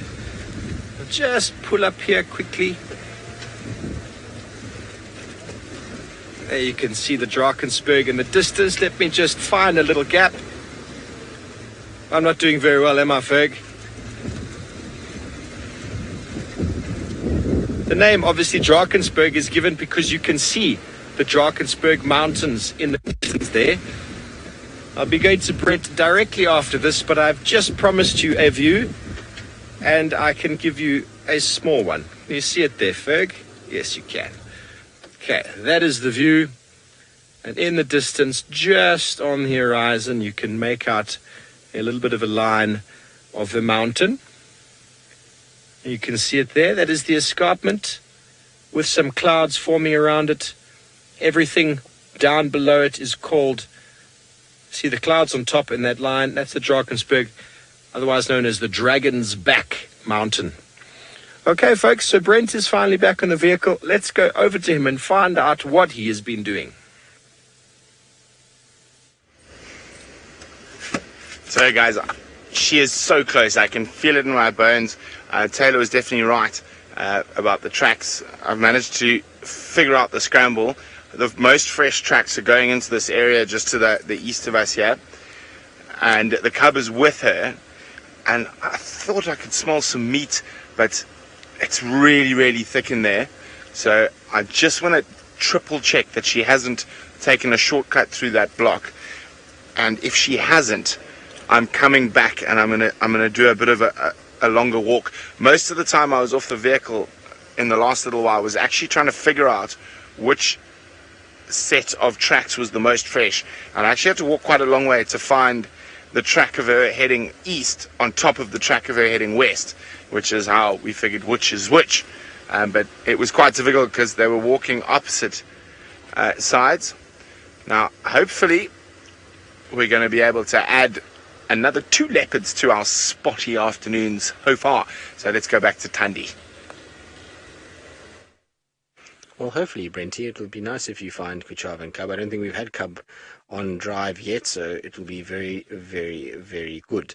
Now, Thandi, as you can see, is still head sort of bashing bushes and marking as much as she can and kind of scenting everywhere that she goes. She's pushed a little bit further west into the block and is now kind of mobile north again and away from us. Now, there's actually a vehicle, as you can see behind us, and they actually say that they've got friends that are watching our show. So, Yusuf, if you're watching, it is a warm welcome and hello from all of your friends that are here at Djuma, as well as, well, to the show itself, and hopefully you are participating and asking some questions, but they did say that I must say hello to you and that you would be watching. So, Yusuf, if you are watching, let us know, and you can do that hashtag Safari Live on Twitter or on the YouTube chat if you are watching on either one of those. Anyway, let's carry on and catch up towards Thandi. Oh, so good to see her, though. Isn't she such a pretty leopard? I miss her. It's not nice that we don't get to see her as much as we did. We were so spoilt at one point. It was kind of, you'd go out and every day you knew that somewhere Thandi you had that sort of feeling that somewhere, somehow, you would be able to get a sighting of Thandi. And, you know, now over the course of the last few weeks, it's been really difficult in that regard, as we just haven't had those chances and those abilities to be able to kind of get great views of her and spend quality time with her. And I miss that. So it was such a epic time in December and January, well, actually November, December, January. It was just the most amazing kind of few weeks that we managed to get. And so hopefully she'll stick around, and the way that she's marking, she's definitely here to stay. Now, I wonder if she's going to go on top of this mound. You see she's striding straight towards the mound itself. So let's go position ourselves that we get her on the mound. It'll be so pretty if she does go up here. No, don't go round it. So she's going around it. Now, Catherine, if she has lost the cub, you're asking what would happen to her body or its body? Next. The cub's body or hers? To the cub's body, the cub's body will be eaten in about 2 minutes. A hyena will come across it, or various types of insects will get hold of it. You'll get vultures. Lots of different things will feed off a cub's body. So it will be a situation where it will just get snacked, unfortunately, which is I suppose if it's dead already, then that's okay. But I have a funny feeling that if this cub is no longer here, then one of the boys got it. So either Hukamuri or Djuma got hold of this cub, if that's the case. I know Brent's had tracks for Djuma. I know we've had Hukamuri's had tracks going in that general direction.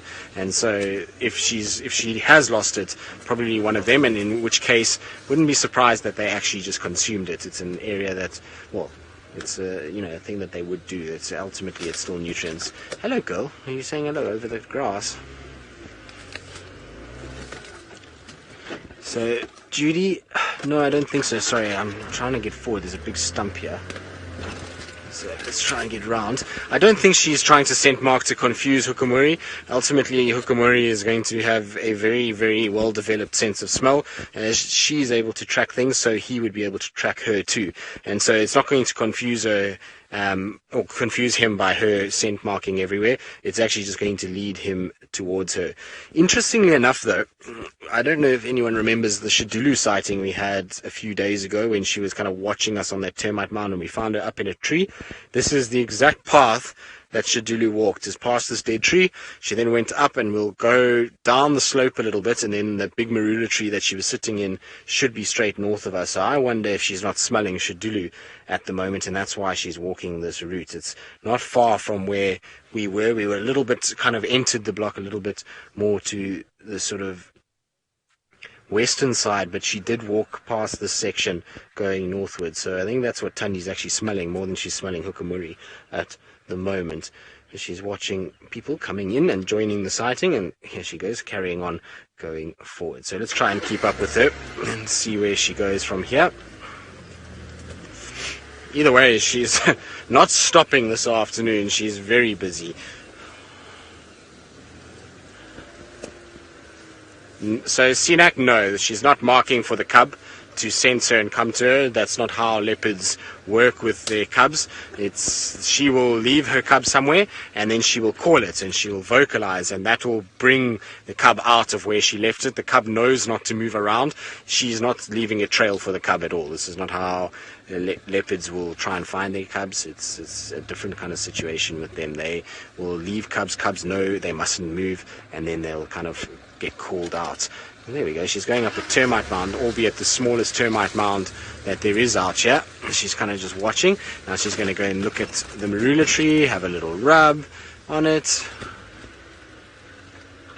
And off she goes again into the thickets. So she's in a situation where she's going through lots and lots of deep, dense thickets and going along. So Tax is letting us go. I was waving to Tax to go, but he's being very kind. Thank you, Tax, and allowing us through first, which is always nice. Such a pleasure to work with Tax and Rex and Aubrey. They look after us so much, and they always are so kind of sort of, I don't know what's the word for it, cooperative and kind of helpful in what we do, and they realize how we kind of do things, and they often will stand by and let us go first and those kind of things. So it's always good to work with the guys, and they are a wonderful group of men. They're always very, very, very kind to all of us, so nice to have them around, that's for sure. Thandi still going northwards. I think she's going to be on a serious mission tonight. I don't think she's going to stop at all.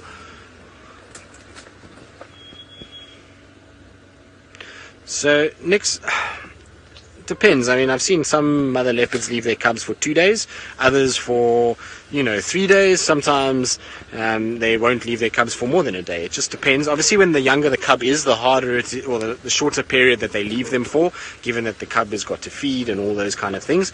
But that's the tree over there that Shadulu was lying in. So that marula tree right there is the tree that Shadulu was in a few days ago. So she's pretty much tracking Shadulu almost step for step at the moment. We'll just see where she goes from here, but that's about kind of how she's doing it. Now, there she goes, slinking through the long grass. You can see how difficult it is to see these cats at the moment. Once the grass dies back, it becomes a lot easier, but for now, quite tough. So we're going to try to keep up with her. While we do that, let's send you back across to Brent to see if he's had any luck with one of Thundi's daughters. Well, yes and no. There's no tracks crossing out of the block. Good news. Problem? The thickness of this block. It is really thick. Lots of long grass, lots of scrubby trees. So I'm going to take a stroll into that now. And the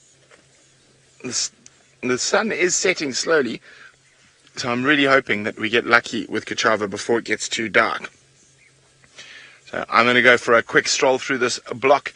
While I do that, let's send you back to good old Steve. Thanks, Brent. Okay, so I said a little bit of a tree quiz. If you're interested, if you're not, don't worry, you don't have to play. But basically what I want to do is just a small explanation for those of you out there who don't know a lot about trees. Those of you who do know, you're welcome to join in.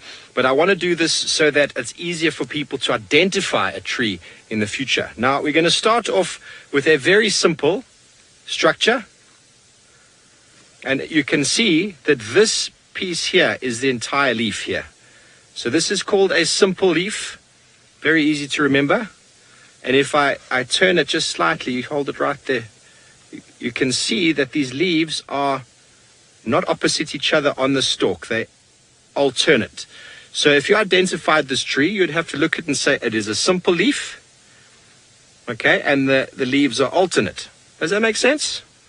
Very good. And now we've got another one here, which is very similar, with also the same type of structure.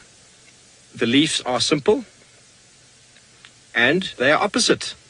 But what is very characteristic of this species is if you look at the base of the leaf, you see how the one side is sort of fatter than the other side. They call that obovate in the book. So when trying to identify this species, it's very easy to identify. And as an easier look to understand where the true leaf is, you can see this little bulb over there at the tip of my fingernail. Can you see that?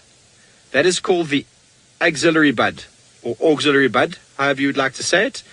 And that is the growth point. And that indicates that this entire piece is the leaf and is a simple leaf, and very easy to identify this as one of the raisin species we find here, because the base of the leaf is fatter on one side and not on the other. Easy enough? Okay, one more of the simple leaves, or two more simple leaves, because once we've done this over the next few weeks, we're going to get right into tree quizzes and how can you identify trees. Here we have got another specimen, and this is a very easy specimen to remember. You can see the leaves once again. There is the leaf. There is that axillary bud just in the crook there. Can you see it? Between what we call the petiole and the stalk. You can see on either side here, there are two leaves. Both of them have got the that auxiliary bud at the base. If you can just zoom right into the middle, you see how they've got auxiliary bud, both of them just in there. Okay, so these leaves would be very easily opposite. Okay, so remember that for simple leaves. We'll come back to this in a little while. Let's go back over to Thandi, who is showing herself to Tristan. She is indeed. So she's right out in the most beautiful grasses at the moment, kind of just ghosting through all of these sort of seeds that are there, and she looks as pretty as ever, does she not? She looks almost like a young girl in these sort of poses that she's got. She doesn't look as though she's 12 years old at all. She's looking very youthful today and is looking as good as I've seen her for a while. So glad that she's looking pretty good, and you can see she's her typical self walking right past, and no snarling today. Oh, a nice little graceful leap as well. You're showing off today, Thandi, bar your little jump at the grass earlier. Otherwise you've been on proper show today. But she is aware of everything. It is amazing watching her.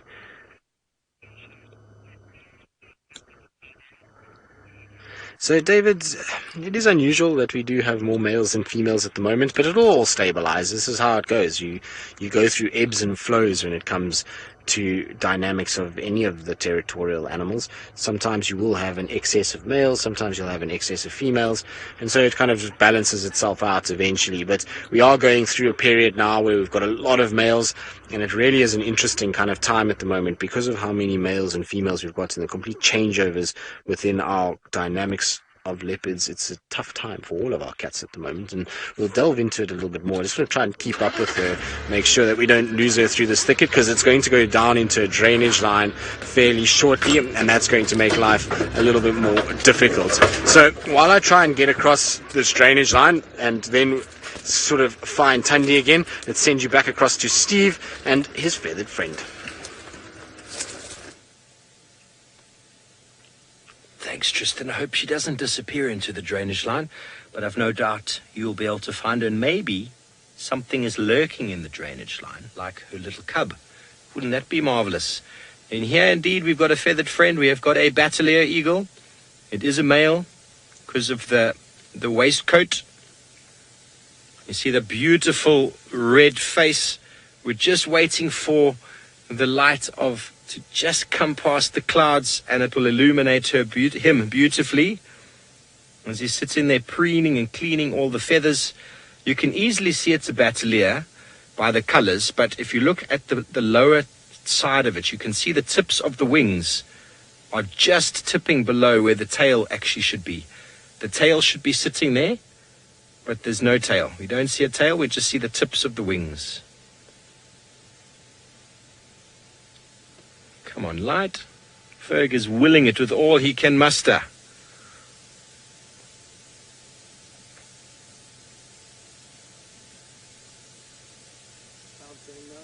The cloud is not moving. We are stuck with this poor light. And here comes a second one about to join it. Stay right there. There we go. In it comes. Boom. Number 2. Hello, Mama. There is the wife. You can see she's wearing the mini skirt. The white around the waist area is an indication of her mini skirt. And he is wearing the waist belt, the waistcoat around the shoulders. That's the easy way to identify them when they are sitting in a tree.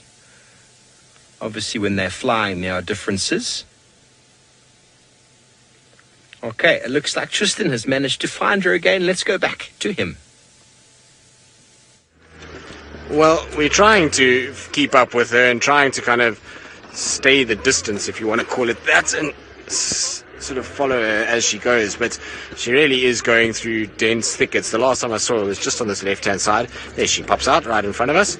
So I'll just stop here for now because she's kind of walking ahead of me at the moment. And you can see her tail's up because of the birds that are shouting at her. There's a few cisticulars that are going crazy and making a little bit of noise. Now, I was saying we're in a state of flux, and it's an interesting kind of time because it's very seldom that you get a situation where you'll get both males and females in a state of flux like we currently have at the moment. It's not very often at all that these things happen, and so it's a kind of difficult situation, and one that probably is very seldom kind of experienced by anyone, really. It's not a situation that you have very often, and this is not going to go down very easily because of where we are. Let's try a different way round. No, we're just going to try and go up the bank where it's a little more gentle. I was just trying to kind of take the gap, but it's a little too undulating where we were going. So let's just hop up this side. It's going to be much quicker and much easier than going the other way. Right. There we go. And so I was saying it's very odd that you have this situation. Normally you'll have a situation where, male would be in a state of flux, but the females would be pretty sort of settled, or you would have females in a state of flux and males in a sort of settled situation. But with Karula disappearing, our females were just starting to kind of settle down under the reign of Tingana, and then Tingana got ill, and so it's changed the whole dynamic between males, females, and all of the kind of things that have gone on. And the problem with it was that it just changed bit of the timing wasn't really very good because our females all fell pregnant to Tingana, and then we had a situation where he then obviously got ill and the Hukamuri arrived. So it's been a bit of a difficult time. The only difference between these females and sort of Karula, and I know Pamela, if you're watching, you sent me a message the other day asking about this, as to why Karula was so much more successful with her cubs than maybe some of the other females in the area. And I can tell you the reason is more than likely that Karula used to go out of her way to try and find as many males as possible within her area. In fact, she used to go way out of her area to go and find males. I remember once seeing her on the Ottawa-Londolozi boundary with Elephant Plains, and, well, Arathusa private actually, and that is from here about a 45-minute drive, maybe an hour drive from here, which is very, very, very, very, very far for a female leopard to be out of her territory. In fact, she crossed 3 other female territories just to get to there to mate with Tingana at the time, because Tingana wasn't actually the dominant male. But, look at the lights on her.